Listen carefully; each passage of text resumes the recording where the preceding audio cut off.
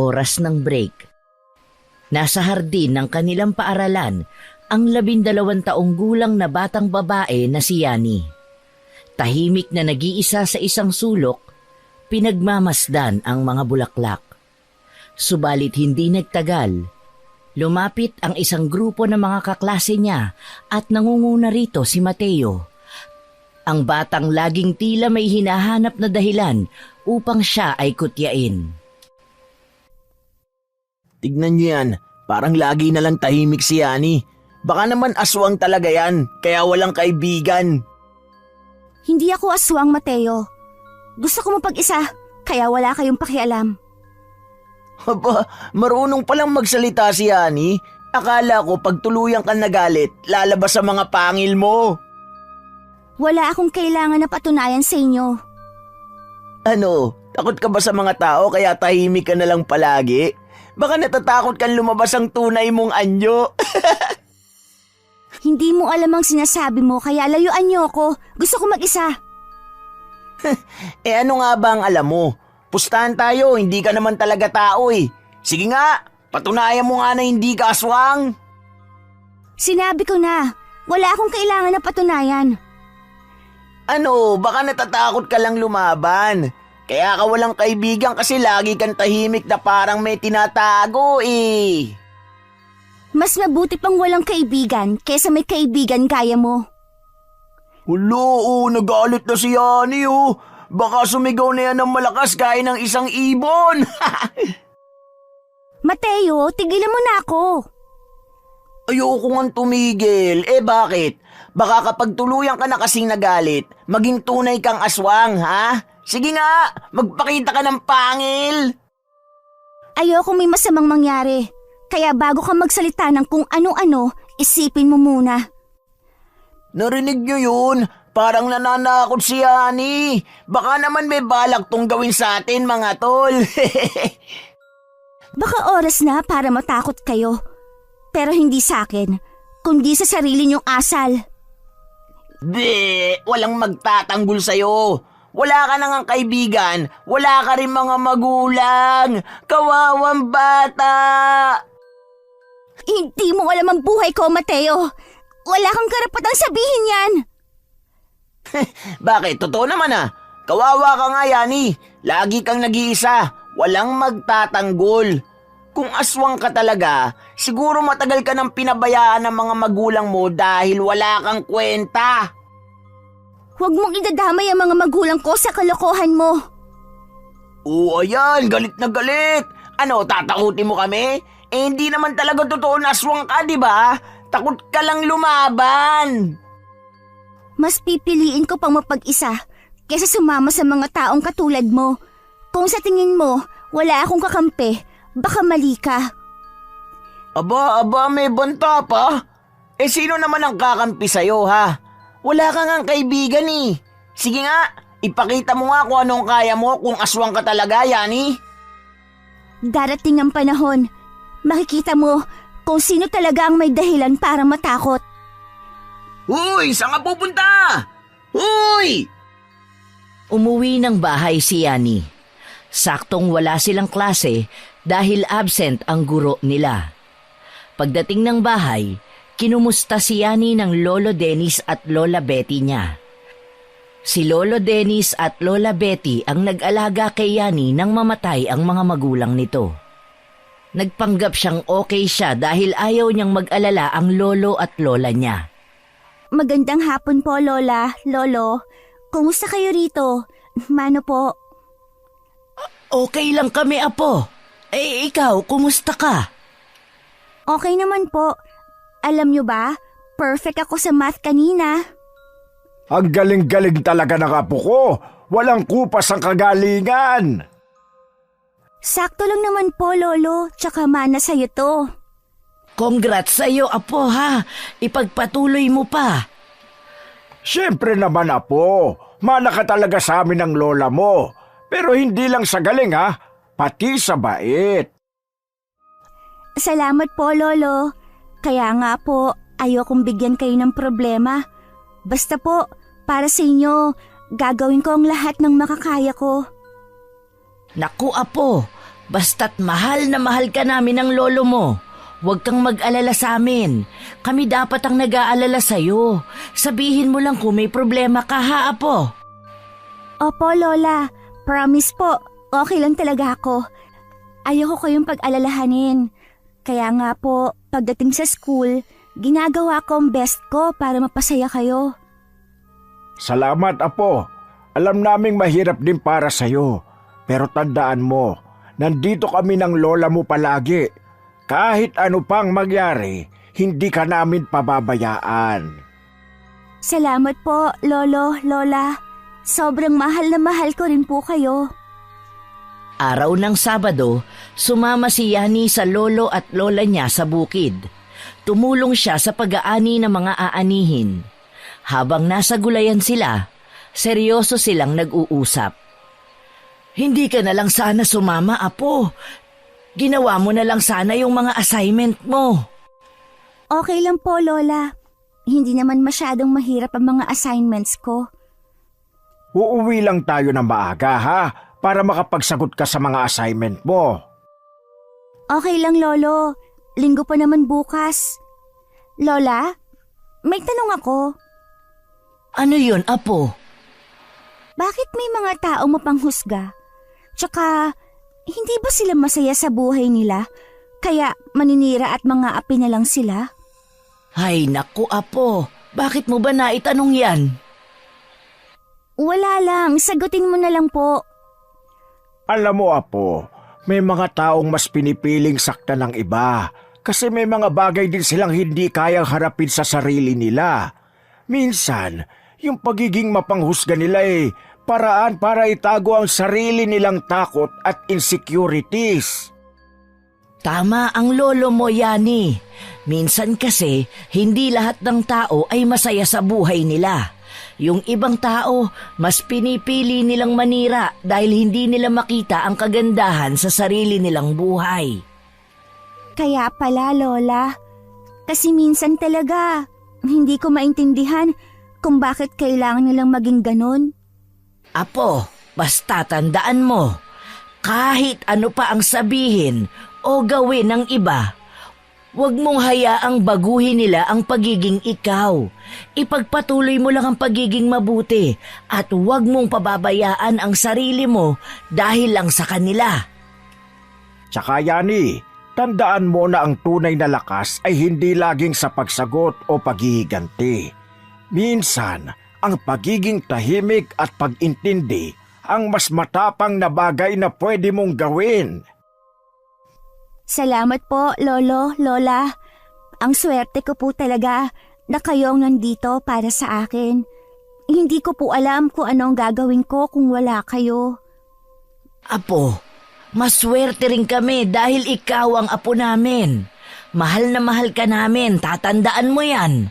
At kahit anong mangyari, nandito lang kami ng lolo mo para sa'yo.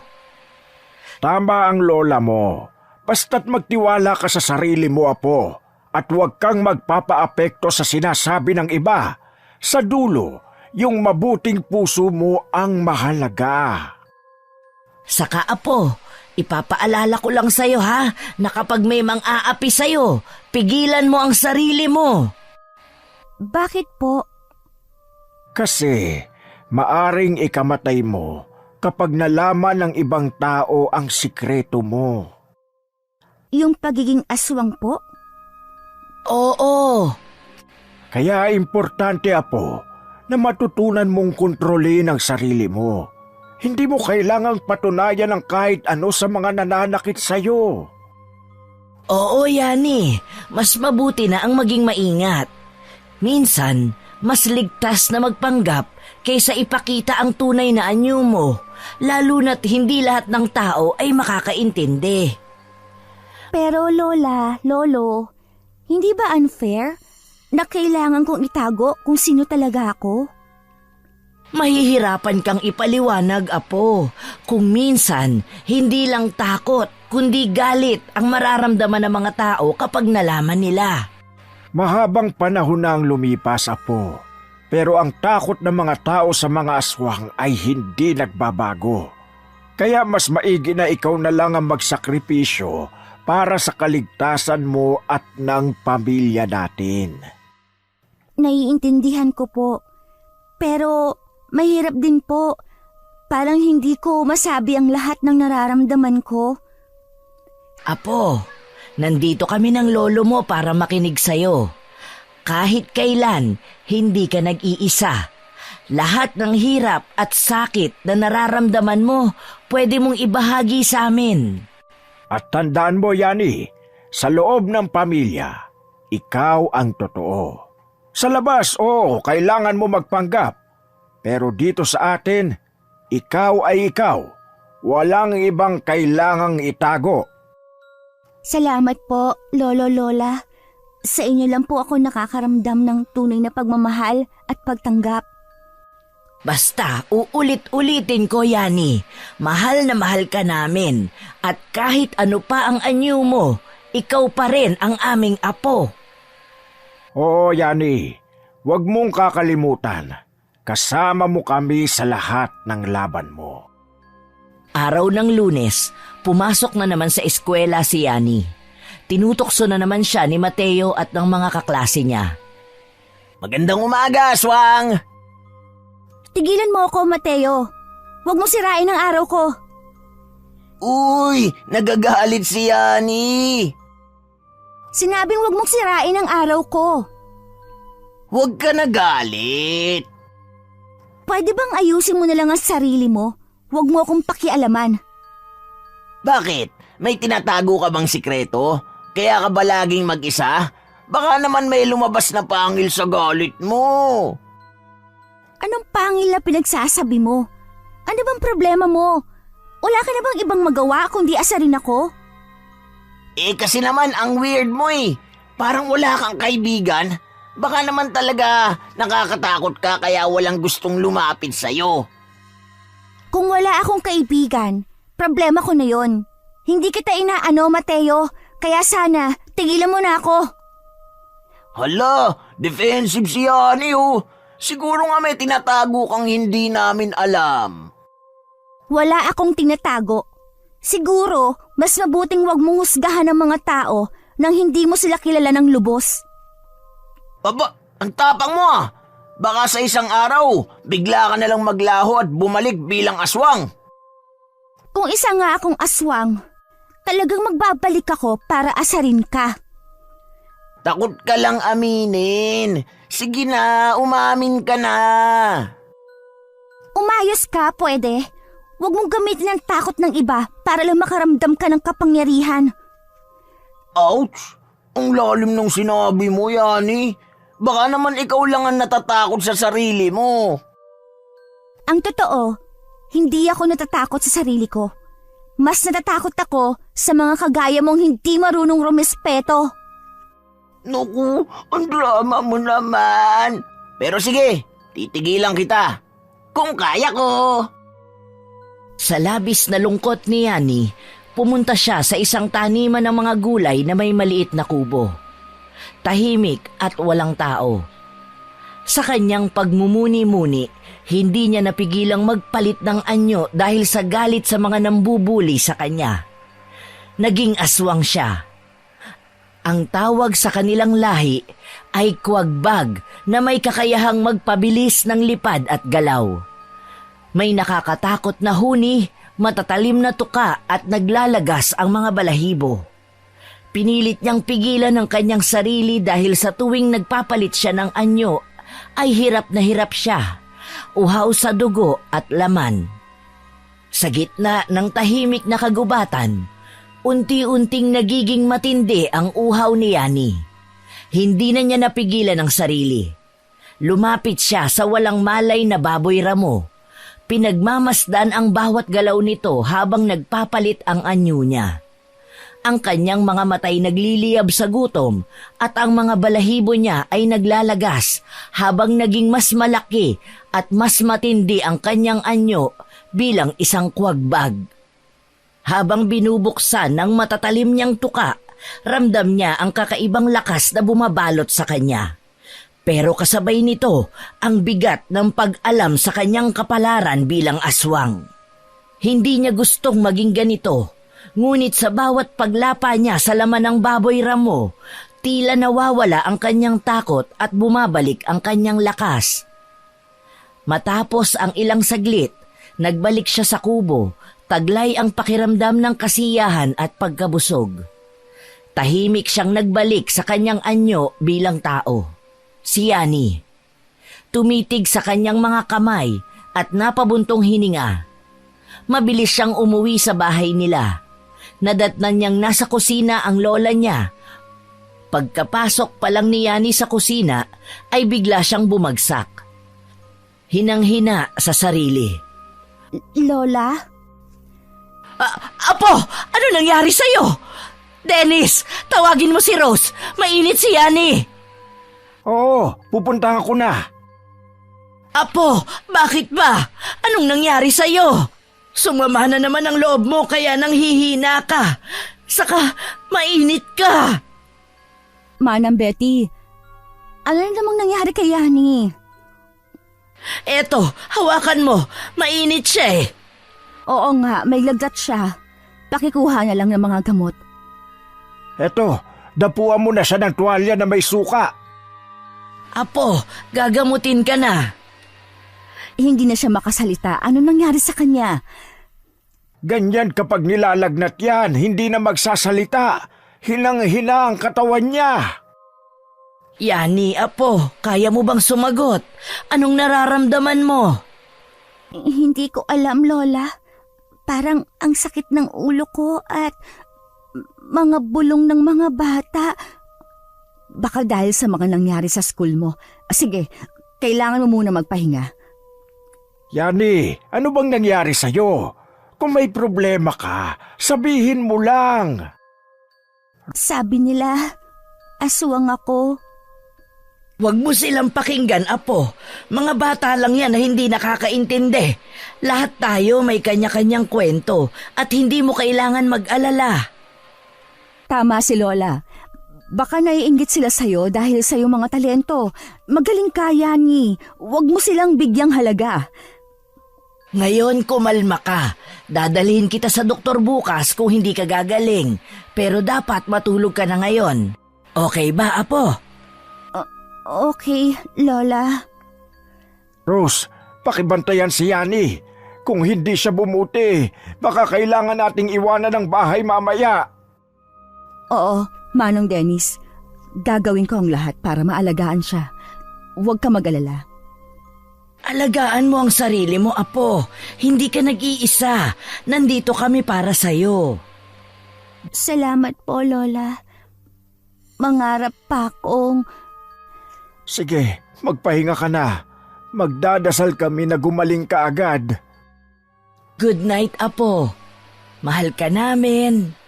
Sa gitna ng pag-aalala, tahimik na binabantayan ni Lola Betty at Rose si Yani habang iniinom ang gamot na dala ni Rose. Sa bawat dampi ng tuwalya sa noo ni Yani, ramdam ng matanda ang init ng kanyang apo at naroon ang takot na baka may kinalaman ang kanyang pagpapalit ng anyo sa pagkakasakit nito. Manang Betty, hindi kaya kailangan natin siyang ipatingin sa doktor? Parang iba kasi ang init ng katawan niya. Hindi na, Rose. Ganito lang talaga si Yani kapag nilalagnat. Mabilis namang gumaling yung batang yan eh. Basta maaalagaan lang ng mabuti. Oo nga, Rose. Nakasanayan na namin to. Maraming salamat sa tulong mo, ha? Pero kaya na namin to. Kung ganon, aalis na ako para makapagpahinga si Yani. Basta, tawagin niyo lang ako kung may kailangan pa kayo, ha? Oo, sige. Salamat talaga, Rose. Nang makaalis si Rose, bumalik si Lola Betty sa tabi ni Yani. Pinipilit na pigilan ang sariling kaba. Ramdam niyang hindi ito ordinaryong lagnat. Tila may mabigat na dahilan sa likod ng panghihina ng kanyang apo. Lola, pasensya na po. Hindi ko po napigilan ang sarili ko. Apo, huwag mong sisihin ang sarili mo. Alam kong mahirap ang dinadala mo eh. Pero kailangan mong maging matatag. Lalo na kapag may mga bagay na hindi mo kayang kontrolin. Yani, Tandaan mong sinabi namin sa iyo, huwag mong hayaang manaig ang galit o lungkot. Dahil kapag napuno ka ng negatibong emosyon, mas mahihirapan kang kontrolin ang sarili mo. Lolo, Lola, ayoko ng ganito. Gusto ko na pong maging normal tulad ng ibang bata. Minsan talaga, Apo, mahirap tanggapin ang kapalaran natin. Pero nandito kami ni Lolo Dennis mo para gabayan ka. Huwag kang mawawala ng pag-asa. Pero Lola, bakit ako pa? Bakit hindi na lang ako tulad ng ibang bata na walang problema? Ay, ang bawat tao ay may kanya-kanyang pagsubok sa buhay. Ang importante, hindi ka nag-iisa. Nandito kami, handang makinig at umalalay sa'yo. Tandaan mo, Yani, ang mga pagsubok na ito ay nagiging dahilan upang lumakas tayo. Baka nga itong dahilan kung bakit may mga espesyal na kakayahan ka. Dapat mong yakapin ang iyong pagkatao. Pero natatakot po ako. Hindi ko alam kung paano. Naiintindihan ko, Apo. Ang takot ay normal, pero hindi ito dapat maging hadlang sa iyong pag-unlad. Kapag may takot ka, huwag mong kalilimutan na may mga taong handang sumuporta sa iyo. Ilang beses na rin akong natakot sa buhay, pero laging may liwanag sa dulo ng madilim na daan. Kapag natutunan mong makilala ang iyong sarili, matututunan mo ring mahalin ang iyong kakayahan. Parang ang hirap po, Lolo. Minsan, ang pinakamahirap na bahagi ay ang simula. Pero isang hakbang lang ang kailangan mo. Kailangan mong subukan at maging matatag at hindi ka nag-iisa sa laban na ito. Salamat po, Lola at Lolo. Sasabihin ko po sa sarili ko na kailangan kong lumaban. Tama yan, Yani. Pagsikapan mo. Laging may araw pagkatapos ng bagyo. At huwag mong kalilimutan, mahal ka namin ano man ang mangyari. Huwag kang mawawala ng pag-asa at laging mangarap. May mga pangarap ka na maaaring makamit. Sige po, Lola. Susubukan ko. Ipagdasal niyo po ako. Siyempre naman, Apo. Pagsisiksikan natin ang mga dasal na yan hanggang sa makabawi ka. Ngayon, matulog ka na at hayaan mo kaming alagaan ka. Habang pinapakalma ng kanyang mga lolo at lola si Yani, nakaramdam siya ng konting ginhawa. Ngunit sa puso niya ay naroon pa rin ang takot at pangarap na balang araw ay maging malaya sa sumpang kanyang dinadala. 3 araw na siyang hindi nakakapasok sa eskwela. Lola, medyo okay na ako. Baka bukas papasok na ako sa eskwelahan. Talaga ba? Magsabi ka lang ha kung may nararamdaman ka. Huwag mong pilitin ang sarili mo, Apo.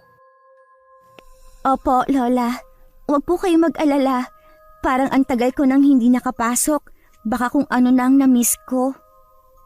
Apo, hindi ka dapat magmadali. Huwag mong intindihin ang mga na-miss mo sa eskwela. Ang importante, gumaling ka ng tuluyan. Tama si Lola mo, Yani. Mas maigi nang magpahinga ka ng husto kaysa ipilit mong sarili mo na pumasok.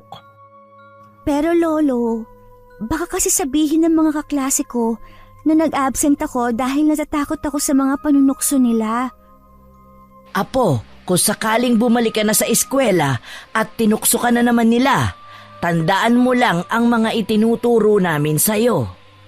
Ang mahalaga ay hindi mo pinapatulan ang panunukso nila, Yani. Alam nating may lakas ka, pero gamitin mo yun sa tama. Opo, Lolo. Hindi ko na po sila papatulan. Kahit minsan, gusto ko na talagang gumanti. Apo, may tamang oras at lugar para sa lahat ng bagay. Ang pinakamahalaga ay hindi mo nakalimutan kung sino ka, kahit ano pa ang sabihin nila.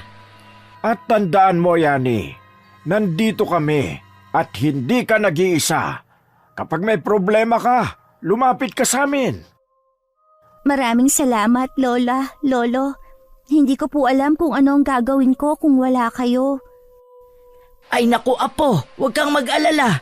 Hindi kami mawawala ng lolo mo. Nagtatawanan sila sa gitna ng seryosong usapan at sa pagkakataong yun ay naramdaman ni Yani ang pagmamahal at proteksyon mula sa kanyang mga lolo at lola. Araw na ng Biyernes, pumasok na si Yani sa paaralan. Masigla siya at masaya. Uy, nandito na yung lampa at sakitin. Kung wala kang magawa, lumayo ka sa akin, Mateo. Hindi kita kailangan. Oy, maagang galit si Yani. Hindi ako galit. Hindi ko lang gusto ang panunukso mo. Eh di gustuhin mo na lang. Alam mo, sa daming estudyante sa paaralang ito, bakit ako lang ang tinutukso mo? Wala ka bang magawa, ha? Siyempre ikaw lang, kasi ikaw ang pinaka natatangi, Yani. Wala namang kasing ibang kakaiba katulad mo. Bakit? Anong problema mo sa pagiging iba ko? Hindi ba pwedeng maging masaya ako kahit hindi ako katulad ninyo? Kakaibang kakaiba ka talaga. Baka naman may tinatago kang sikreto. At kung meron man, bakit interesado ka? Wala lang, baka kasi may kinakatakot ka. Kaya lampa ka at palaging may sakit. Mateo, sana gamitin mo ang oras mo sa mas makabuluhang bagay. Baka mas gumaling ka pa sa pag-aaral kung hindi ka nakikialam sa buhay ng iba. Oh, grabe ka naman. Sensitive ka talaga, Yani. Hindi ako sensitive. Natutunan ko lang na hindi magandang manakit ng kapwa para lang magmukhang masaya. Sige nga, tignan natin kung makakatagal ka sa mga panunukso ko. Hindi mo ako kayang sirain. May mga bagay akong hindi mo kayang intindihin at okay lang yun. Alam pa! Tumahimik na sabi eh. Yani, sakitin! Ayan ang bagay na apelyido mo! Tumigil ka na. Hindi ko naman sinasadya eh. Masyado ka namang sensitibo. Sensitibo? Kaya nga may mga bagay akong hindi mo dapat sinasabi. Parang hindi mo matanggap ang katotohanan. Ano bang katotohanan ng sinasabi mo? Na mahina ako? Hindi naman, pero ayaw mo kasi ng katotohanan eh. Ang ibig mong sabihin, ayaw ko sa mga panghuhusga mo. Kailangan mo lang malaman na hindi mo kailangang magpanggap. At kailangan mong malaman na hindi mo ako makikita sa iyong inaasahan. Oo, talaga? Sige na, ipakita mo na sa akin kung anong kaya mong gawin. Hindi ko kailangang ipakita sa iyo ang aking kakayahan. Basta, gusto ko lang mabuhay ng tahimik. Ang boring naman yan, Yani. Paano kung magtulungan na lang tayo? Gawin natin ang klase nating mas masaya. Paano? Sa pamamagitan ng pang-aasar sa mga kaklase? Siyempre, mas masaya ang klase kapag lahat kami nagtutulungan. Pero sa ngayon, kailangan ko lang ng kaunting aliw. Galing sa'yo. Kung yan ang paraan mo ng kasiyahan, okay lang. Pero hindi ko gagawin ng mga bagay na nakakasakit sa iba para lang makasali sa inyo. Grabe, parang ang boring mo, Yani. Alam mo ba, sa ibang tao, masaya ang ganitong bagay. E di sa ibang tao na lang, mas masaya akong hindi kasama sa mga pang-aasar mo. Sige, ikaw ang bahala. Pero balang araw, makikita mong mali ka. Mas masaya ang buhay kapag masaya ka sa paligid mo, kahit anong mangyari. Ayoko na makipagtalo sa'yo, Mateo. Basta, hindi ako papayag na maging dahilan ng sakit ng ibang tao. Habang patuloy ang kanilang pag-uusap, si Yani ay unti-unting nagiging mas matatag. Kahit na ang mga salitang binitawan ni Mateo ay punong-puno ng pang-uuyam, naisip niya na hindi ito ang huling laban na kailangan niyang pagdaanan. Basta hindi mo ako matatalo sa laban na to. Patuloy ako mang-aasar hanggang sa sumuko ka. Hindi ako susuko. Mag-aral ka na lang. Baka sakaling mas maging mabait ka. Ayan, masyado ko na namang seryoso. Magpakatatag ka, Yani. At sana, dumating ang araw na maintindihan mo kung bakit ako ganito. Umalis si Yani sa harap ni Mateo. Lumabas siya sa silid at pumunta sa masukal na lugar sa kanilang paaralan. Nagpalit siya ng anyo bilang kuwagbag. Galit na galit siya dahil patuloy pa rin siyang tinutukso ng mga kaklase, lalong-lalo na si Mateo. Nang maging aswang na si Yani ay bumalik siya sa eskwelahan at sinugod ang mga kaklase niyang bully. Tinakot niya ang mga ito. Nakita siya ng maraming tao na nasa paligid at nagpulasan ng mga ito dahil sa takot. Huwag mo kami saktan! Tulong! Kaya limaw! Mateo, ikaw ang may kasalanan nito. Ginulo mo ang pagkatao ko, kaya ito ang gante para tigilan mo ako. Oo, aswang ako. Isang kuwagbag na aswang. Ano, masaya ka na? Yani, ikaw? Pasensya na, hindi naman namin sinasadya eh. Katuwaan lang naman yun eh. Akala ko mabait ka, Yani. Pero hindi pala. Sinong babait sa katulad ninyong bully? Yani, hindi ko alam. Hindi ko alam na ganitong nararamdaman mo. Hindi mo talaga malalaman dahil hindi ikaw ang pinagtatawanan at minamaliit araw-araw. Hindi ko naman sinasadya eh. Akala ko, biro lang lahat yun. Biro? Sa tingin mo, masaya ako sa bawat salitang sinasabi mo? Sa bawat titig ng panghuhusga? Hindi ko na ulit gagawin. Pinapangako ko, Yani. Pangako? Ilang beses na akong nakarinig ng pangako, Mateo. Yani, kalma ka lang. Hindi lahat ng tao makakaintindi sa'yo. Kung ganon, hindi ko na kailangan ng pag-intindi nila. Basta, ito ang huling beses na papahayag akong apak-apakan ninyo. Habang nakatayo si Yani sa harap ni Mateo, tila nagbago ang klima sa paligid. Malamig na hangin at nakakakilabot ito. Umihip pa ng malakas ang hangin dahil sa pagpagaspas ng pakpak ni Yani. Ha? Ano na naman yan, Yani? Sinabi ko na sa'yo, hindi mo ako kayang saktan sa mga salita mo. Ngayon, ipapakita ko sa'yo kung sino talaga ako. Ibinuka ni Yani ang kumikinang niyang balahibo. Sa bawat paggalaw niya sa kanyang pakpak ay nagtatanggalan ng mga balahibo. Nagliliparan ito na parang mga karayom na itinatapon sa paligid. Ang mga naroon ay nagsisigawan at nagsisitakbuhan sa takot. Pero si Mateo ay hindi makaalis. Nanginginig ang katawan niya at pilit na nagsisiksik sa gilid ng mga halaman. Anong ginagawa mo, Yani? Tumigil ka na! Patawad na! Sinabi ko na sa'yo, may mga bagay na hindi mo kayang intindihin. Hindi lahat ng bagay ay katulad ng iniisip mo. Naiintindihan mo na ba? Ang panunukso at panghuhusga mo ay may kapalit at ang bawat salita mo ay may kasamang responsibilidad.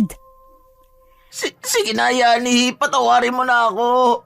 Hindi ko na ulitin. Pangako. Sana natutunan mo, Mateo. Hindi mo kailangang saktan ng ibang tao para lang masabing malakas ka. Ang tunay na lakas ay nasa loob ng bawat isa sa atin. Pero hindi mo yun makikita kung puro panghuhusgang nasa puso mo. Pagkatapos ng pagsasalita ni Yani, ay lumipad siyang palayo at iniwan ang takot na kaklase. Nang sumunod na mga araw, pumasok si Yani sa eskwela. Ang buong klase ay tahimik. Hindi siya makapaniwala sa nasaksihan. Umupo ulit siya sa kanyang upuan na parang walang nangyaring kakaiba. Pero makalipas ang ilang sandali, dumating ang mga estudyante. Pinagbabato siya ng mga nilukot na papel. Nagalit ulit si Yani sa kanila. Pero imbis na patulan ang mga ito, Umalis na lang siya para umiwas. Pumunta siya sa kagubatan. Nagpalipas siya ng sama ng loob. Hindi alam ang kanyang gagawin sa mga taong nananakit sa kanya. Nagutom siya kaya humanap siya ng hayop sa paligid. Nakakita siya ng 2 musang, matataba ang mga ito. Kaagad niyang sinunggaba ng mga ito at ginamitan ng matatalas niyang kuko. Nang hindi na gumagalaw ang mga hayop, ay kaagad niyang nilapa. Gutom na siya, kaya sakto sa kanya ang 2 musang. Nang mabusog siya ay naglinis siya ng katawan. Umuwi siya ng bahay nila, nagsumbong siya sa kanyang lolo at lola tungkol sa naganap sa eskwelahan. Apo, anong nangyari sa paaralan? Narinig ko ang balita kay Rose. Mano po, lola, lolo? Apo, sagutin mo ang tanong ng lola mo. Hindi ko na kasi kaya ang pang-aapi nila, lola eh. Kaya nilabas ko na ang tunay kong anyo. Apo, alam mo namang delikado kapag ipinakita mo ang tunay mong anyo. Hindi lahat ng tao ay handang tanggapin tayo. Pero lola, hindi ko na kasi kaya. Ang sakit na ng mga salitang binabato nila sa akin. Pati katawan ko, binato nila ng kung ano-ano. Pakiramdam ko, wala na akong halaga sa kanila. Naiintindihan namin ang nararamdaman mo, Apo. Pero dapat ay matutunan mong kontrolin ang galit mo. Ang tunay na lakas ay nasa pagpipigil at pagtitimpi. Pero, lolo, paano ko pipigilan ang sarili ko kung araw-araw na lang nila akong sinasaktan? Apo, sa ganitong panahon, mas lalo mong kailangan ng lakas ng loob. Hindi kailangang ipakita ang anyo mo para ipagtanggol ang sarili mo. Gusto ko lang naman natigilan na nila ako, lola. Ang hirap magpanggap na kaya kong magtiis. Lahat tayo ay may pinagdadaan ng ganyan, Yani. Ang ating uri ay matagal nang itinataboy ng lipunan. Ngunit hindi ibig sabihin nito na magpapakababa tayo sa kanilang antas. Pero lolo, hindi ba't may karapatan din akong ipagtanggol ang sarili ko? Tama ka, Apo. Pero may mas mainam na paraan para gawin yon. Hindi sa pagiging mabangis, kundi sa pagpapakita ng kabutihan kahit na mahirap. Hindi ko alam kung kaya ko pa, lola. Ang bigat sa pakiramdam. Dito ka namin gagabayan, Yani. Kapag natutunan mong magpatawad at tanggapin ang sarili mo, makakahanap ka ng kapayapaan. Pero paano ko gagawin yun? Paano kung muli nila akong saktan? Dahan-dahan lang, Apo. Ang unang hakbang ay ang pagpapatawad. Hindi lamang sa kanila kundi sa sarili mo rin. Mahirap pala talaga ang maging kakaiba, ano, lolo, lola? Oo, Apo. Pero lagi mong tandaan, hindi ka nag-iisa. Nandito kami at lagi naming pipiliing ipagtanggol ka. Makalipas ang ilang araw ay pumasok pa rin si Yani sa paaralan nila. Binaliwala ang lahat basta ang alam niya ay nagpapakatotoo siya. Habang nasa sulok ng silid ay may plano siyang naisip. Nagpasalamat siya dahil hindi naman siya tinatanong ng mga kaklase niya tungkol sa pagiging halimaw at hindi na rin siya inaapi ng mga ito. Nagdesisyon siyang mamigay ng pera dahil ito ang minsan na kinukuha ng mga kaklase niya. Tumayo siya at nagsalita sa harap. Makinig kayo. Ngayong araw na ito ay mamimigay ako ng perang pambao ninyo. Mamimigay ako ng kaunting tulong. Ha? Talaga, Yani? Oo, tsaka alam kong masisihan kayo nito. Palakpakan natin si Yani! Ang bait-bait niya pala! Kalimutan na lang natin ang lahat na nangyari ng nakaraan at mag-focus na tayo sa kabaitan ni Yani. Tara, sumunod kayo sa akin. Ha? Saan tayo pupunta? Di ba mamimigay ako ng pera? Kaya sumunod kayo sa akin. Alam niyo ba yung maliit na kubo sa likod ng paaralan natin? Doon sa may bakod? Oo, alam namin. Tara, doon ako mamimigay. Nandoon kasi ang alkansya ko. Bakit doon? Doon ka ba nakatira? Hindi ako nakatira doon. Wala ng tao doon kaya kapag wala ako sa mood, doon ako tumatambay.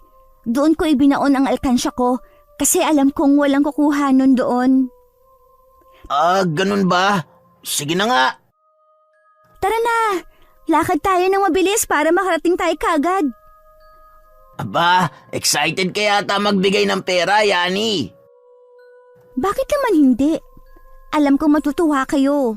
Basta, tiyakin ninyong wala kayong ibang gagawin kundi sumunod lang ha. Oo na, Yani. Promise, susunod lang kami. Oh, yan. Dito na tayo. Pumasok kayo at maghintay saglit. Kukunin ko lang alkansya ko. Ang dilim naman dito, Yani. Hindi ka ba natatakot pumunta dito mag-isa? Sanay na ako dito. Ako pa bang matatakot? Yani, bakit mo sinara? Anong ibig sabihin nito? Alam ko kung ano lang ang habol ninyo sa akin. Puro panlalamang. Kaya ngayon, narito kayo sa lugar kung saan kayo magmumuni-muni. Ano? Yani, palabasin mo kami! Wala kaming ginawa sa'yo ngayon! Ngayon, oo. Pero hindi ninyo inaalala ang ginawa ninyo sa akin noon? Kaya ngayon, dyan kayo muna at pag-isipan ang lahat ng yon. Yani, hindi kami matutulungan ng ganito. Hindi ganito ang kabaitan na gusto mong ipakita, di ba? Kabaitan? Alam kong kabaitan ang kailangan. Pero minsan, kailangan din nilang matutunan ng leksyon. Nagpalit ng anyo si Yani habang nasa harapan ng mga bully niyang mga kaklase. Naging aswang nakwagbag si Yani. Kumuha siya ng isang buhay na manok na naligaw doon, sa kanya nilapa at harap-harapang ipinakita sa mga kaklase. Yani, anong ginawa mo sa manok? Simple lang, nilapa ko. Ganito ang mangyayari sa inyo kapag patuloy niyo akong inaapi. Nakita niyo to? Magiging katulad kayo sa ginawa ko dito sa manok. Teka lang, kuha pa ako ng isa. Tatakas tayo dito. Teka lang, maghintay kayo. Nang bumalik si Yani sa silid, ay wala na ang mga kaklase niya. Tumakas na ang mga ito. Kaya nagwala siya. Hinagis niya ang mga bagay sa loob ng kubo. Bumalik kayo dito, hindi pa ako tapos. Shh, huwag kayo maingay. Uy, naririnig ko kayo.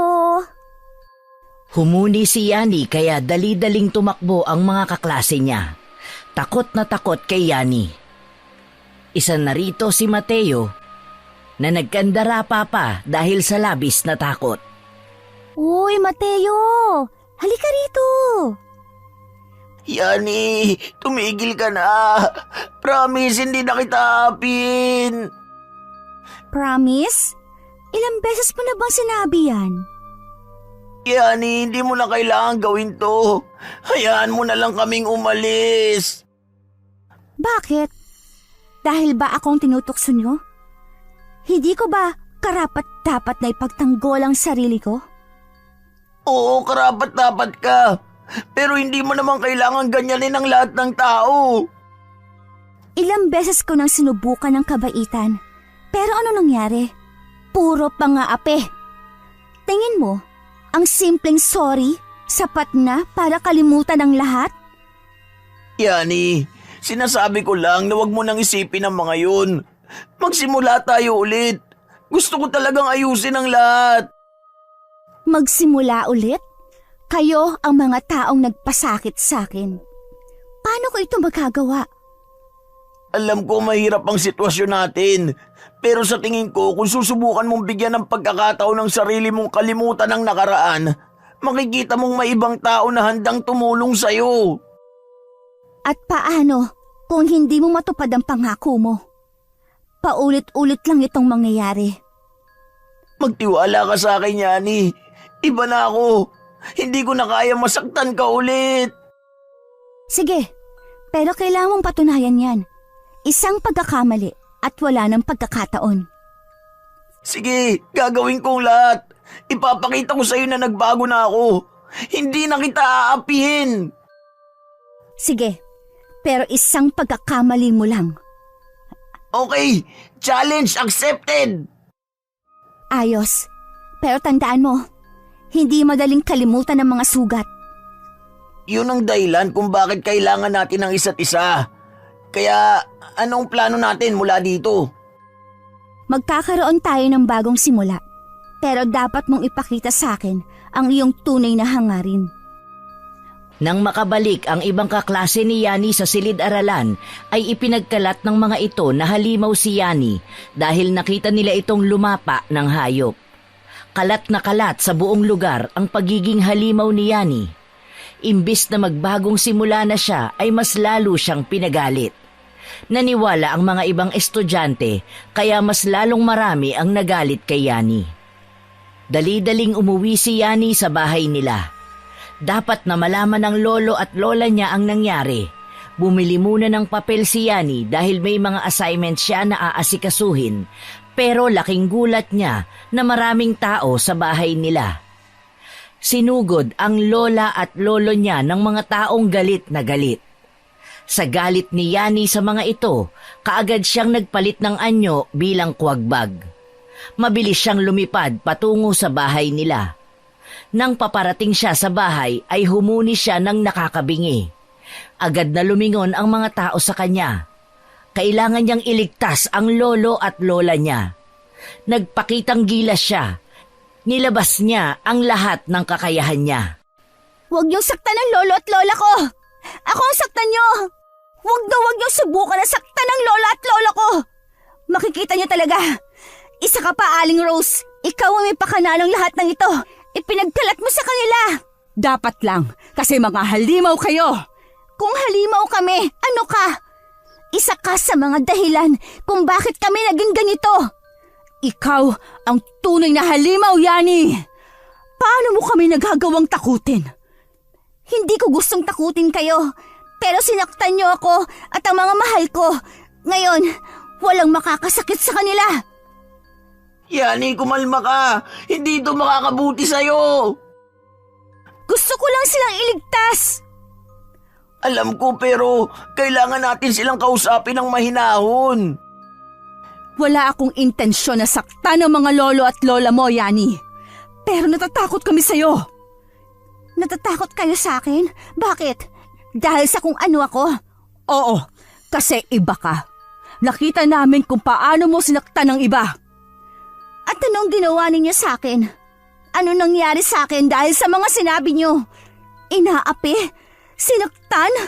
Diba? Ang mga tao hindi palaging makakaunawa. Pero nandito ako. Handa akong makinig. Ang hirap. Kahit nangako ka. Pero anong ginawa mo? Pinagkalat mo sa lahat na halimaw ako. Pasensya na kung hindi ako tumupad sa usapan. Yani, hindi ko kaya mawala ang mga kaibigan ko, pati mga bata. Pero naiintindihan ko ang sakit na dinaranas mo. Sa tingin mo, kaya pa nating ayusin ito pagkatapos ng ginawa niyo sa akin? Oo, magsimula tayo. Dapat tayo makipag-usap, hindi mang-away. Pasensya na, Yani. Hindi ko naisip ang nararamdaman mo. Walang hiya kayo! Puro kayo pangako!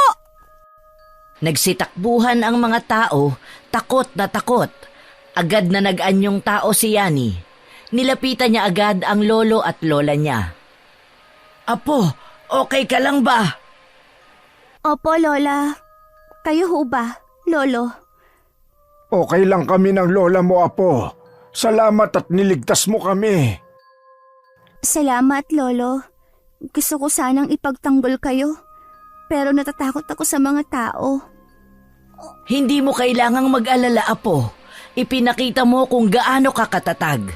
Napakahusay mo. Tama si lola mo. Pero sana'y magkaroon tayo ng pagkakataong makipag-usap sa mga tao. Kailangan nilang maunawaan kung sino ka talaga. Oo nga, pero paano natin sila mahihikayat? Takot sila sa akin. Maaaring kailangan nilang makita ang iyong mabuting puso. Huwag tayong magpadala sa takot. Mahalaga ang pagkakaintindihan. Nandito tayo para sa isa't isa. Magpakatatag ka, Yani. Palagi kaming nandito para sa'yo. Salamat, Lolo at Lola. Gusto ko talagang ipakita sa kanila na hindi ako masama. Pwede kang magsimula sa pamamagitan ng pag-imbita sa kanila sa isang pagtitipon. Ipahayag mo ang iyong saloobin. Opo, pwede tayo magkaroon ng isang araw na pag-uusap at palitan ng ideya. Mahalaga ang komunikasyon, Apo. Ang mga tao ay mas magiging handang makinig kapag nakikita nilang handa ka ring makipag-usap. Ano man ang mangyari, nandito kami para sa iyo. Huwag kang matakot. Salamat, Lola. Magsasagawa ako ng pagtitipon. Kailangan ko lang ipakita sa kanila kung sino talaga ako. Hindi lang bilang isang aswang, kundi bilang si Yani. Mahalaga ang pagiging tapat sa iyong sarili, Apo. Iparamdam mo sa kanila ang iyong tunay na pagkatao. Opo, Lolo. Handa na akong ipakita sa kanila ang aking totoo. Salamat sa suporta. Matapos ang mga nangyari ay nagbago na sana ang pananaw sa buhay ni Yani. Pero naging masama lang ang tingin niya sa mga tao. Hindi siya makalimot sa mga nangyaring pang-aapi at pananakit ng mga tao sa paligid. Mas lalong sumama ang ugali niya. Bakit ko sila dapat patawarin, Lola? Paulit-ulit lang ako nasaktan ng mga tao. Naiintindihan ko, Apo. Mahirap kalimutan ang mga bagay na yon. Pero ang sama ng loob ay hindi makakabuti sa'yo. Yani, ang galit ay parang tinik na patuloy na sumasakit sa puso.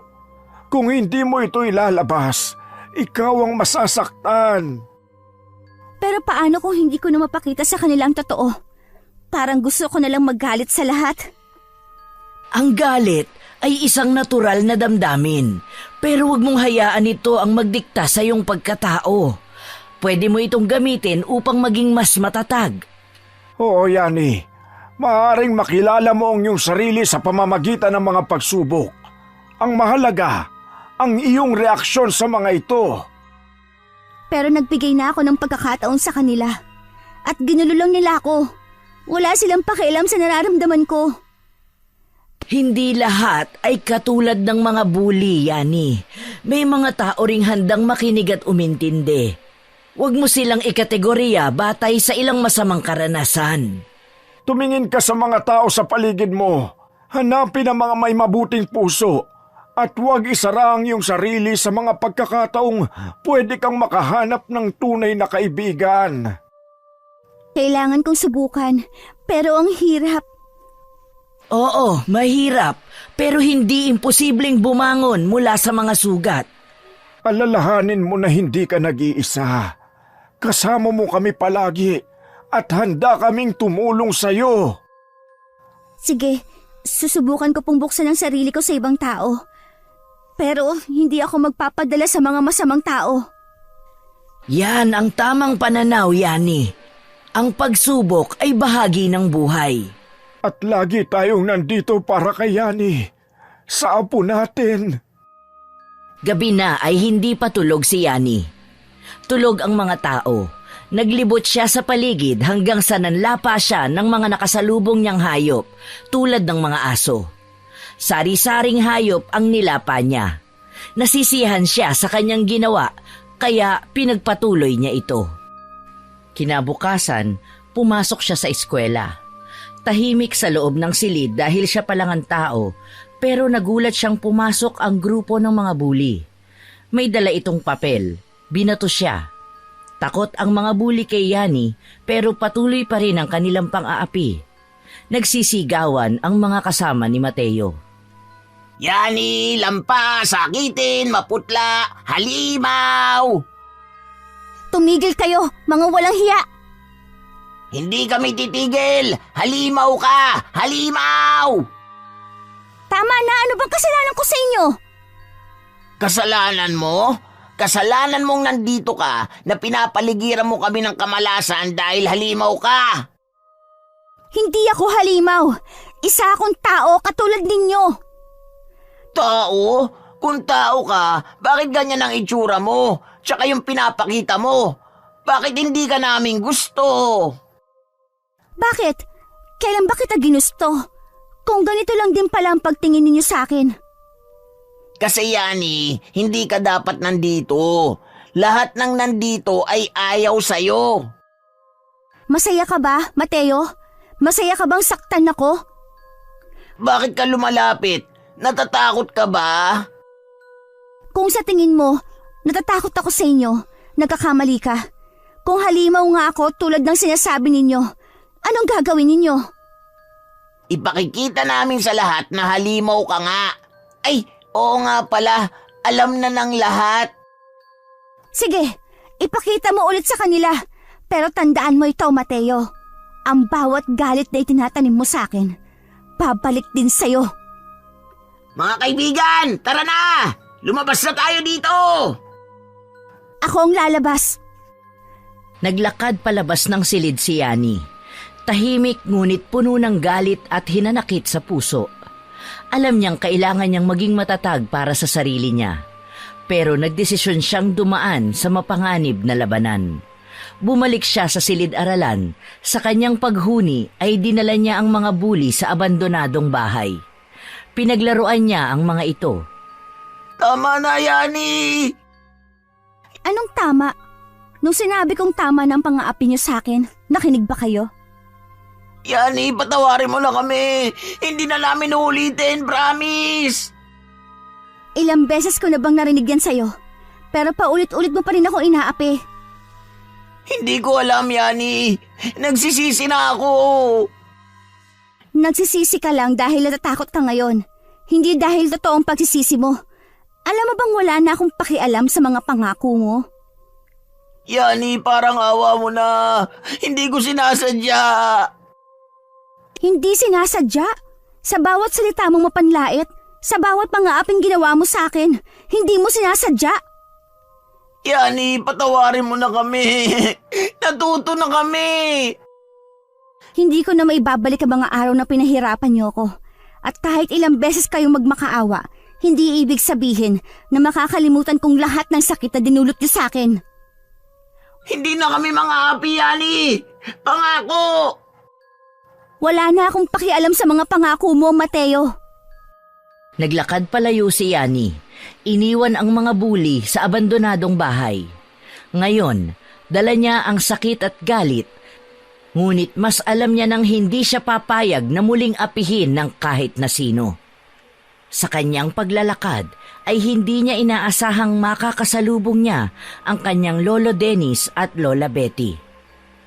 Sabi ko na nga ba dito ka lang namin matatagpuan. Umuwi na tayo, Apo. Sige po, Lola, Lolo. Uuwi na po ako. Mano po? Ano yung sumigaw sa loob ng bahay? Wala Lola. Pusa lang yan. May dinala kasi akong pusa dyan para minsan makasama ko. Pusa? May pusa bang nagsasalita at tumatawag ng tulong? Guni-guni mo lang yon, Lolo. Tara na po. Hindi pusa yun. Puntahan natin, Dennis. Lola, Lolo. Lola! Lolo! Nandito kami! Apo, totoo ba yung naririnig namin? Sino yung tumatawag sa amin? Wala yon, Lola. Pinaglalaroan lang siguro kayo ng guni-guni ninyo. Hindi ko yan guni-guni, Yani. Alam kong may mga tao sa loob. Lolo Dennis! Lola Betty! Tulong! Bakit may mga tao sa loob ng abandonadong bahay? Anong ginawa mo? Lola, hindi po sa lahat ng pagkakataon kaya ko magpatawad. Sila po ang mga nangaapi sa akin. Alam naming nasaktan ka, Apo. Pero hindi tamang gantihan sila ng galit. Hindi ba tinuro namin sa'yo na ang mabuting puso ang pinakamalakas na sandata? Yani, pasensya na. Hindi ko talaga alam na ganito kalalim ang sugat na nagawa ko. Hindi nyo na maiintindihan ang sakit at hirap na pinagdaanan ko. Araw-araw nila akong pinarurusahan nang wala akong kalaban-laban. Totoo, Apo. Hindi natin kayang baguhin ang nakaraan. Pero nasa iyo pa rin ang kapangyarihan kung paano mo haharapin at babaguhin ang kinabukasan. Ang puot ay parang tanikala. Ikaw rin ang hindi makakawala. Apo, Bakit hindi mo bigyan ng pagkakataon ng sarili mong makalaya sa galit? Pero, ang sakit. Hindi ko alam kung kaya ko. Yani, hindi na namin mababago ang nagawa namin. Pero mula ngayon babawi kami kung papayagan mo. Apo, laging may pagkakataon para sa pagbabago. Minsan, kahit ang mga sugat ay may aral na dala. Sige, Lola, Lolo, susubukan ko po. Pero ayoko munang makita silang muli. Naiintindihan namin, Apo. Umuwi na tayo. Maya-maya pa ay dumating ang mga tao sa baryo. Binugbog ang lolo at lola ni Yani. Nag-anyong kwagbag si Yani. Naging mas mabangis kaysa sa dati. Walang hiya kayo. Huwag niyong saktan ng lola at lolo ko. Kumbinsihin ninyo akong maging mabait pero hindi kayo naging mabait sa amin. Yani, tama na! Maawa ka sa amin. Patawarin mo kami, Yani! Aray! Ang sakit ng kalmot mo! Nag-uumapaw sa galit si Yani.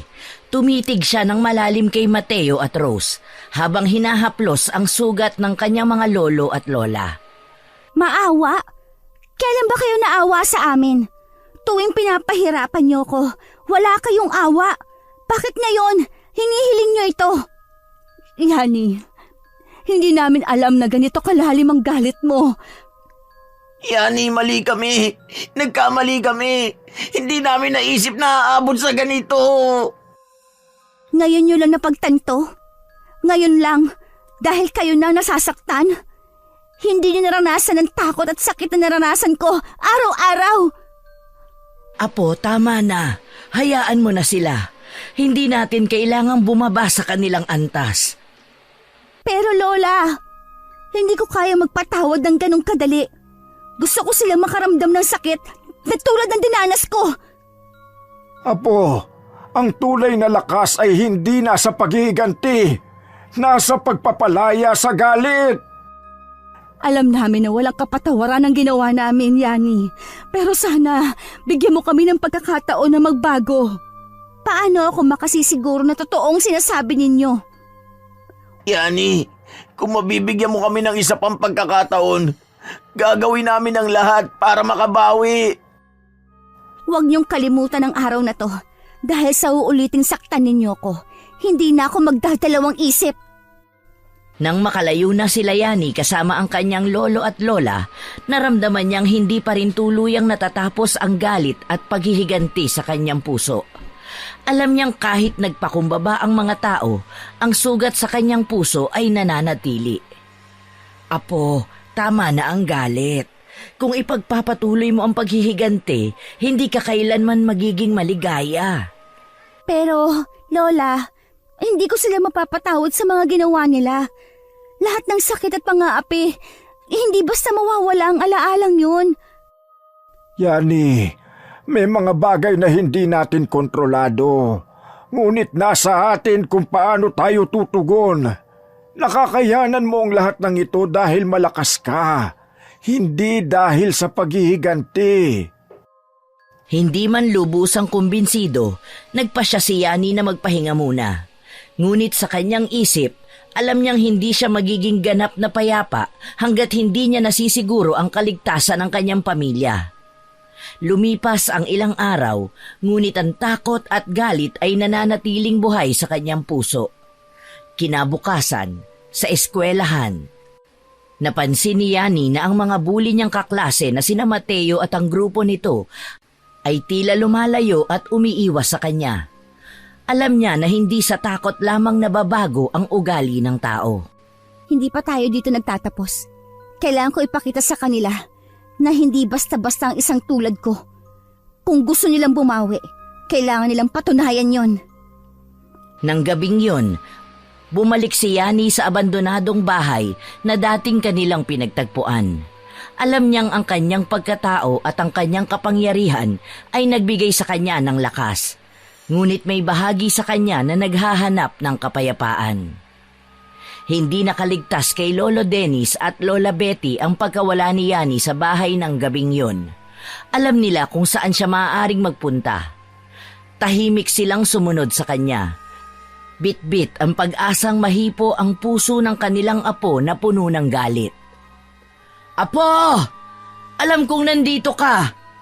Patawarin mo kami kung hindi ka namin kayang maunawaan ng lubos. Pero nandito kami para sa'yo. Lola, Lolo, bakit kayo nandito? Gusto ko mapag-isa. Apo, hindi kami aalis hanggat hindi ka namin nakikitang may kapayapaan sa iyong puso. Naiintindihan namin ang galit mo. Ngunit hindi nito mapapawi ang sakit ng nakaraan. Paano ko sila mapapatawad, Lolo? Paulit-ulit nila akong sinaktan at inapi. Anong karapatan nilang mabuhay ng payapa habang ako'y nababalot sa takot at galit? Hindi mo kailangang patawarin sila para sa kanila, kundi para sa sarili mo. Hindi mo kayang dalhin ang bigat ng galit habang buhay. Palalayain mo ang sarili mo kapag natutunan mong bitawan ang sakit. Sa yakap ng kanyang lola, unti-unting naramdaman ni Yani ang init at pagmamahal na bumabalot sa kanya. Para bang sa unang pagkakataon, nagkaroon siya ng silong mula sa unos na kanyang nararamdaman. Paano, Lola? Paano ko mabibitawan ang sakit na ito? Apo, unti-unti. Sa bawat araw na pipiliin mong maging mabuti sa kabila ng pait, doon ka magiging tunay na malakas. At sa gabing yon, sa abandonadong bahay, nagkaroon ng munting liwanag sa puso ni Yani na puno ng dilim. Alam niyang hindi magiging madali ang paglalakbay, ngunit sa gabay ng kanyang lolo at lola, nagsimula siyang mangarap ng kapayapaan.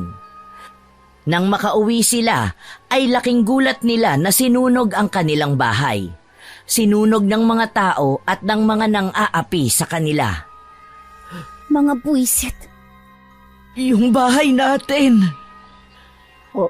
Wala na tayong bahay. Nakita nilang abo na lang ang natira sa bahay na kanilang pinaghirapan. Ang mga alaala, kasiyahan at mga sakripisyo ay naglaho sa apoy na dala ng galit ng mga tao sa baryo. Mga walang awang tao. Hinding-hindi ko sila mapapatawad. Sila ang may kasalanan nito. Apo, hindi magiging madali ang mga susunod na araw. Ngunit hindi ibig sabihin na wala na tayong tirahan ay wala na rin tayong pag-asa. Ang mahalaga, buhay tayo at magkakasama. Hindi tayo tatalikod sa hirap, Apo. Malalagpasan natin ito nang magkakasama. Pero paano tayo magsisimula ulit? Lahat na lang ay kinuha nila sa atin. Ano pa natitira sa atin? Natitira pa rin ang pagmamahal natin sa isa't isa, Apo. Kahit kailan hindi yun masusunog o mawawala. Sa harap ng abo ng kanilang tahanan, nagsimula silang magyakap. Tila ba binubuo muli ang kanilang pamilyang halos nagkahiwa-hiwalay dahil sa galit at pang-aapi ng mga tao. Apo, saan ka pupunta? Apo! Maghihigati ako, Lola. Magtago kayo. Sa mga salitang yon, nagbago ang anyo ni Yani. Ang kanyang anyo ay naging kuwagbag, puno ng galit at determinasyon. Hindi na siya ang batang naguguluhan, kundi isang mandirigma na handang ipaglaban ang kanyang pamilya. Huwag, Apo! Hindi ito ang solusyon! Ang paghihiganti ay hindi makakapagbigay sa atin ng kapayapaan! Yani, may mas mabuting paraan upang labanan ang mga ito. Hindi mo kailangang mag-isa. Kailangan kong ipakita sa kanila na hindi ako basta-basta matatakot. Ang lahat ng ginawa nila sa atin, hindi ko na kayang palampasin. Yani, hindi mo kayang dalhin ang bigat ng galit na ito. Ang paghihiganti ay magdadala lang ng higit pang sakit sa atin.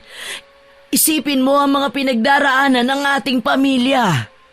Habang sinasabi ito ng kanyang lola, naramdaman ni Yani ang lungkot na bumabalot sa kanyang puso. Sa kabila ng galit, may bahagi pa rin sa kanya ang naguguluhan. Pero paano natin mapapakita sa kanilang mali ang ginawa nila sa atin? Hindi ko alam kung paano ipaglaban ang ating dignidad kung walang aksyon. Ipaglaban natin ang ating dignidad sa tamang paraan. Huwag tayong maging katulad nila. May mga tao sa baryo na handang tumulong sa atin. Huwag tayong magmukmok. Ikaw ang liwanag sa aming buhay, Yani. Hindi mo kailangang maging madilim upang ipakita ang iyong lakas. Magkaisa tayo para sa isang mas mabuting bukas. Sige po, Lola, Lolo. Maghahanap ako ng paraan na hindi magdadala ng sakit. Pero hindi ko maiiwasan ang pakiramdam na kailangan kong ipagtanggol kayo. Sa puntong yon, sa kabila ng kanyang galit, unti-unting bumalik ang liwanag sa puso ni Yani. Nagpasya siyang hindi na lang umalis sa gitna ng gulo. At huminahon naman na ang lolo at lola niya. Pinatulog na lang niya ang dalawang matanda sa puno ng mahogani dahil may ginawang upuan ang lolo niya doon. Nang makatulog na sina Lolo Dennis at Lola Betty niya, ay agad siyang tumayo.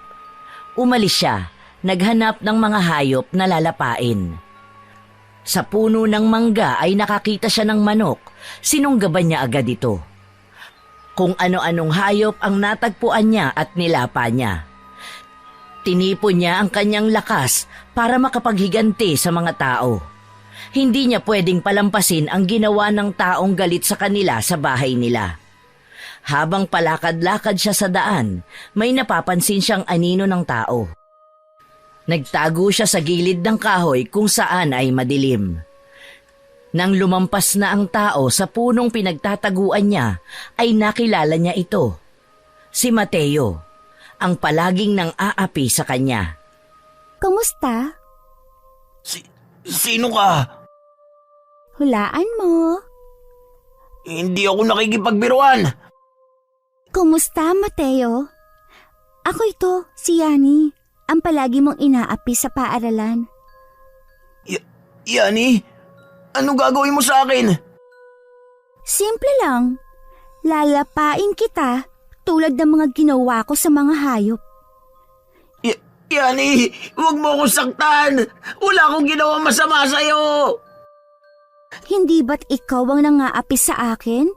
Ngayon, gusto ko lang malaman kung anong pakiramdam na nasa kabila ng lahat ng ito. Nagbibiro lang ako. Hindi ko sinasadya. Nagbibiro? Nagbiro ka ba sa mga araw na pinagtatawanan mo ako? Hinahampas at sinasaktan. Ngayon, nandito ka, nag-iisa at takot na takot. Yani, please. Maawa ka. Hindi ko na uulitin. Tama na. Hindi ko na kailangan ng pangako mo. Gusto kong malaman kung gaano kasakit ang mga ginawa mo sa akin. Hindi ko kaya makaramdam ng sakit. Pakiusap, huwag mong gawin to.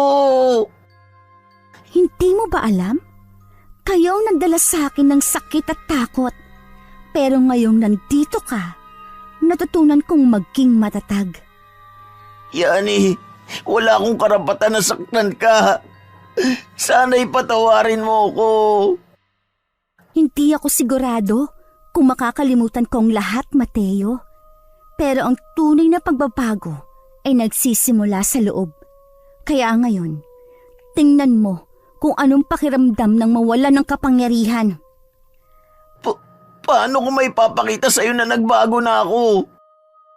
Magsimula ka sa pagtulong sa iba, sa mga taong gaya ko. Kung totoong pagnanais mong magbago, makikita mo ang paraan. Tingnan mo ang ginawa mo sa akin. Ngayon, mararamdaman mong sakit na dinanas ko. Aray, Yani, please, tama na. Hindi ko kaya makaramdam ng ganito. Hindi ba't yan ang gusto mong maramdaman? Paano mo naisip na okay lang nasaktan ako ng walang dahilan? Yani, may mga pagkakamali akong ginawa, pero hindi ko kailangan maranasan to.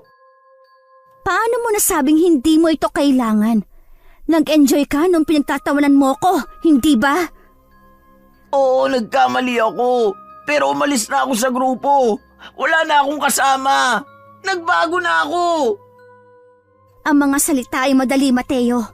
Pero kailan mo ipapakita ang mga to? Anong magagawa mo para makabawi sa lahat ng pinsalang dinulot mo? Gagawin kong lahat. Maglalakas loob ako makipag-ayos sa'yo at sa iba pa mga naapektuhan ko. Sana bigyan mo ako ng pagkakataon. Kapag umalis ka na, ito ang huling pagkakataon mo. Pero kung muli kang babalik sa dating ikaw, alam mong hindi mo na ako makikita. Oo, Yani. Ikaw ang boss ko ngayon. Gagawin ko ang tama. Nang mga sandaling yon, nagtagumpay si Yani na ipakita kay Mateo ang tunay na mukha ng kanyang mga pagkakamali. Iniwan ni Yani si Mateo na duguan ang mukha dahil sa pagkalmot niya. Dumako si Yani sa bahay ni Aling Rose, ang tagahilot niya noon na isa rin sa mga umaapi sa kanila. Yani, anong ginawa mo dito? Simple lang. Susunugin ko ang bahay mo. Wag! Maawa ka! Maawa? Yung bahay namin sinunog nyo, hindi ba? Naawa ba kayo? Hindi ko alam ang pinagsasabi mo, Yani. Wala akong alam dyan. Magmamaang-maangan ka pa? Itong para sa'yo. Aray! Yani! Masakit! Ang sakit ng kalmot mo! Yung kuko mo! Matalim! Masakit? Kung bahay mo kaya ang sunugin ko, para mas maramdaman mo ang sakit kapag nawalan ka ng bahay. Yani, hindi mo kailangan gawin ito. Wala akong kinalaman sa nangyari sa inyo. Huwag mong isama ang mga walang kinalaman. Wala ka bang kinalaman? Ikaw ang nakisabay sa mga bully. Ikaw ang nagpasaya sa kanila habang pinagtatawanan nila ako. Ano ang kaibahan mo sa kanila? Oo, nagkamali ako. Pero hindi ko kaya mag-isa. Kung alam mo lang na ganyan ang mangyayari, sana'y hindi na lang ako sumama. Pero nag-enjoy kayo, di ba? Tawa ka ng tawa sa mga biro nila. Nakalimutan mo na ang isang tao ay nasasaktan. Ngayon, baliktad na ang sitwasyon. Yani! Please! Nakababahala lang lahat ng ito. Hindi ba natin kaya itong ayusin na mas maayos? Hindi ito kailangan. Ayos lang ba sa inyo ang mga ayos na sinasabi mo? Kung kaya mong saktan ng iba, dapat mo ring matutunang madama ang sakit. Yani, wala akong ibang pamilya. Wala akong ibang tahanan. Kung susunugin mo ang bahay ko, saan ako pupunta? Saan ka pupunta? Ganoon din ang naramdaman ko nung sinunog mo ang bahay namin. Alam mo, masakit. Ang dami kong sinakripisyo at ikaw pa ang umapak sa akin. Alam kong mali ang mga ginawa ko, pero sana huwag mo nang dagdagan ng sakit. Hindi ako masaya sa mga nangyari. Nakikipaglaban din ako sa sarili kong mga demonyo. Mga demonyo? Ikaw ang gumawa ng masama sa iba. Paano mo nasasabing may mga demonyo ka rin? Hindi mo ako maaaring i-justify ang mga gawa mo sa pamamagitan ng iyong sariling mga problema. Pero natutunan ko na ang aking mga pagkakamali. Minsan, kahit hindi mo nagustuhin, natututo kang masaktan din. Anong pinagkaiba natin? Teka, nagbago ka ba talaga? O ginagawa mo lang ito para makaalis sa sitwasyong ito? Kung may pagkakataon ako, gagawin ko ang tama. Oo, nagkamali ako. Pero ayokong sumunod sa landas ng mga api. Gusto kong matuto. Kaya mo bang ipakita ang tunay na pagbabago? Kapag ang mga tao ay nakakita ng sakit, madalas silang natatakot na magbago. Ngayon, ikaw nang may pagkakataon.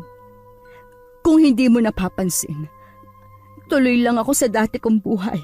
Pero kung bibigyan mo ako ng pagkakataon, gagawin ko ang lahat upang makabawi. Hindi ko alam kung dapat ba akong maniwala sa'yo. Ang mga pangako ay madali lang sabihin, pero mahirap gawin. Kung bibigyan mo ako ng pagkakataon, ipapakita ko sa'yo. Susubukan kong makabawi sa pamamagitan ng mga aksyon, hindi sa mga salita. Habang naglalakad si Yani pauwi, ang kanyang puso ay puno pa rin ng galit at pagkamuhi. Ang mga alaala ng pagsunog sa kanilang tirahan at ang mga pang-aaping naranasan ay muling bumalik sa kanya. Pagdating niya sa kanilang bahay, naroon ang kanyang lolo at lola, nag-aalala sa kanyang kalagayan. Apo, saan ka ba galing? Nag-alala kami sa'yo. Anong nangyari? Wala na tayong tahanan, Lolo. Sinunog ng mga taong ating bahay. Wala silang kaawa-awa. Kaya sa kagustuhan kong gumantay, umalis ako kanina. Ano? Yani, kailangan nating kalmahin ang sitwasyon. Paano ako magiging kalmado? Namatay ang ating tahanan, ang ating alaala. Sa tingin niyo ba, may pakialam sila sa ating kalagayan? Kailangan mong maunawaan na po. Hindi ang galit ang sagot. Ang pang-aaway ay hindi makapagbibigay sa atin ng kapayapaan. Hindi ko kayang patawarin ng mga tao. Wala silang karapatang gawin to sa atin. Pero kung maghihiganti ka, anong mangyayari sa'yo? Isang siklo ng galit ang magsisimula at walang katapusan. Kailangan mong maging matatag. Matatag? Anong silbi ng pagiging matatag kung ang mga tao nagpasakit sa atin ay hindi pinapansin ang ating mga pagdurusa? Ang pag-asang makabawi mula sa sakit ay mas mahalaga kaysa sa paghihiganti. Isipin mo, Yani, kapag napuno ka ng galit, hindi ka na magiging ikaw. Pero hindi ko kayang itigil ang nararamdaman ko. Nais kong ipakita sa kanila na merong kapalit ang kanilang mga ginawa. Yani, mas mabuti ang magpatawad kaysa sa maghigante. Ang tunay na lakas ay hindi nagmumula sa galit, kundi sa kakayahang makapagpatawad at makabawi. Paano ako magpapatawad? Paano ko malilimutan ang mga nangyari? Minsan ang pagpapatawad ay hindi para sa kanila, kundi para sa sarili mo. Sa pamamagitan ng pagpapatawad, makakawala ka sa bigat ng galit at makakahanap ng kapayapaan. Siguro may katotohanan ang sinasabi ninyo. Pero paano ko sisimulan ang pagbabago? Magsimula ka sa sarili mo, Apo. Matututunan mong mahalin ang sarili mo kahit ano pa ang nangyari. Pagkatapos, unti-unti mong kayaning ibalik ang iyong mga pangarap at umpisahan ang bagong simula. Sa mga salitang yon, unti-unting nagising sa puso ni Yani ang isang pag-asa. Ang galit ay hindi na nagiging hadlang kundi nagiging pagkakataon upang muling bumangon.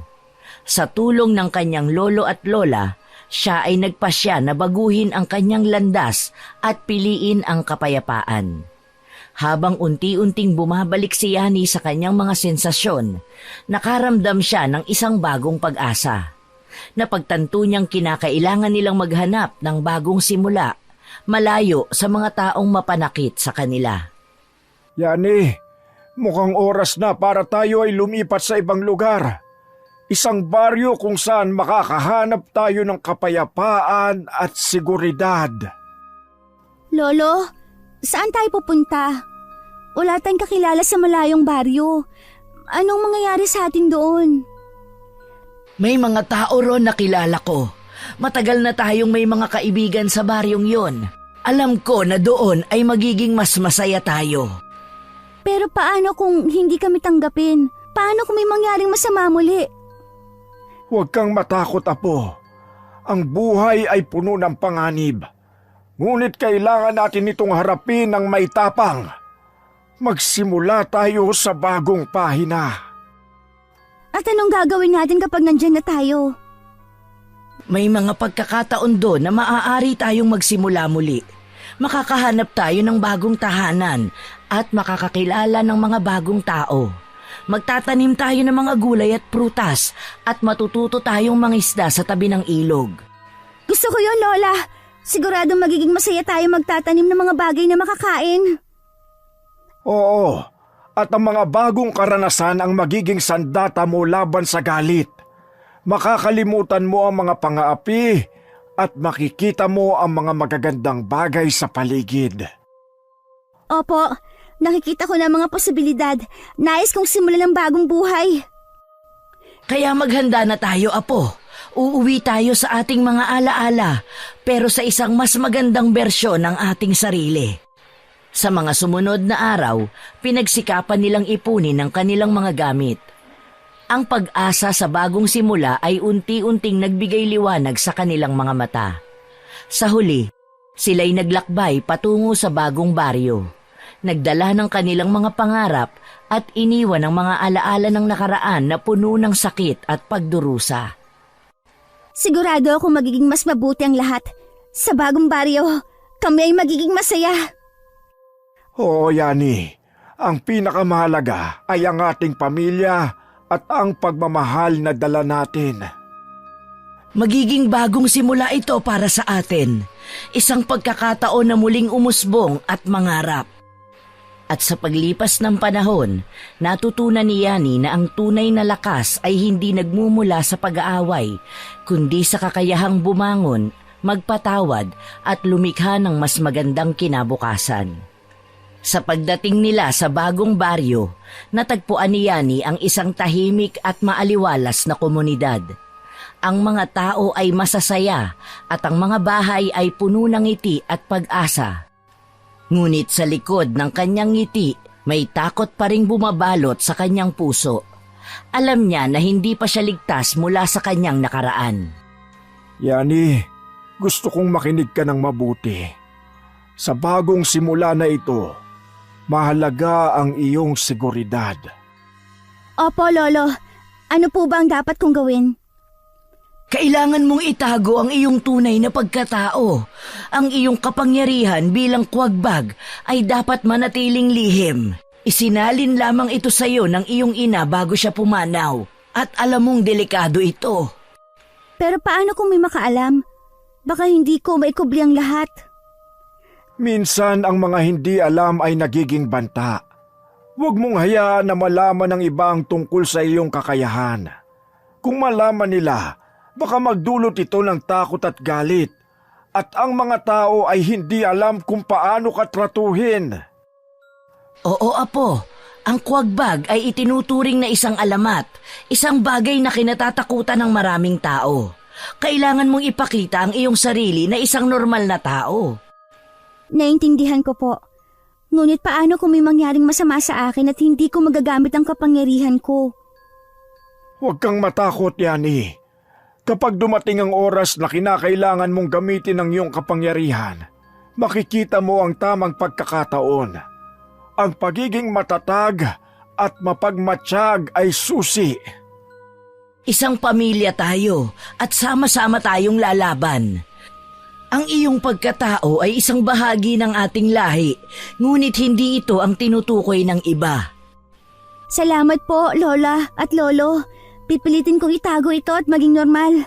Gagawin ko ang lahat para sa pamilya natin. Habang nagpatuloy sila sa kanilang bagong buhay, si Yani ay nagpasya na lumahok sa mga aktibidad ng baryo.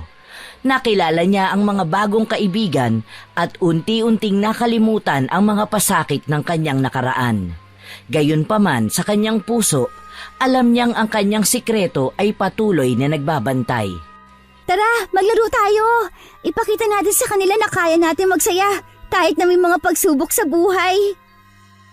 Sa bawat araw na lumilipas, unti-unti niyang naiiwan ang takot at galit. Ngunit sa likod ng mga ngiti, ang alaala ng kanyang kapangyarihan bilang kuwagbag ay patuloy na nagbabantay.